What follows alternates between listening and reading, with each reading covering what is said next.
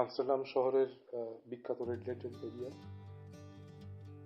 এখানে সেই 1210 সালে যেটা শুরু হয়েছিল ট্র্যাডিশন, ছোট ছোট জানালায় গ্যাসের লাল বাতি জ্বেলে আপনার খদ্দের আকর্ষণ করত, এবং বেশিরভাগ খদ্দেরা ছিল ওই নাবিক, যারা বছরের পর বছর সমুদ্রে ভ্রমণ শেষে মূলত যৌন ক্ষুধার কারণেই এই আমস্টার রিভারের নদীর চারিপাশে যে ছোট ছোট নালার মাধ্যমে ছড়িয়ে ছিটিয়ে থাকা যে এই এলাকায় এই বিভিন্ন যে ছোট ছোট জানালা কেন্দ্রিক যে প্রতিতারী ব্যবসা ছিল, এখানে এরা আসত।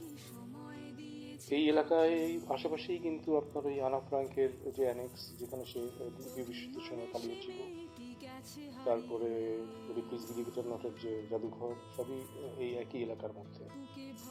তো এটা মূলত আমস্টারডাম সেন্ট্রাল এরিয়ার সাথে যে ব্রিজটা আছে, সেই ব্রিজের পরেই পার হওয়ার পরেই এই জায়গাটা।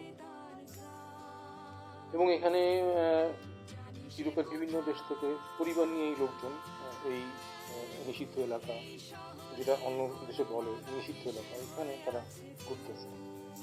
এখানে এই কাচের এক পাশে একজন নারী, যে তার শরীর বিক্রি করার জন্য একরকম নগ্ন হয়ে প্রদর্শন করছে নিজেকে, ঠিক কাচের এই পাশে পুরো পরিবার তারা এই নারীকে দেখছে, এবং সেই পরিবারের যে নারী প্রধান, সে কখনো এই নারীর দিকে তার এমন দৃষ্টি যে তার আসলে সে তার ফিগারটা দেখছে, এরকম একটা ব্যাপার। আবার ওই পরিবারের সে অন্য নারীর সদস্য, মানে ছোট কিশোরী কন্যা আছে, সে আবার ওই নারীর তার পোশাক আশাকের দিকে তাকিয়ে আছে। আমি এই দৃষ্টিগুলি দেখেছি, আমি এই দৃষ্টিগুলি পড়েছি। হ্যাঁ, তো জীবনের এক অদ্ভুত বৈচিত্র্য এখানে ঘুরে ফিরে বেড়াচ্ছে। তো আমি একটা বিশেষ গবেষণার কাজেও এখানে এসেছি, যার কিছু আমি পরবর্তীতে আমার সংগ্রহ আছে, এবং আমি ধীরে ধীরে আপনাদের সামনে তা পেশ করব।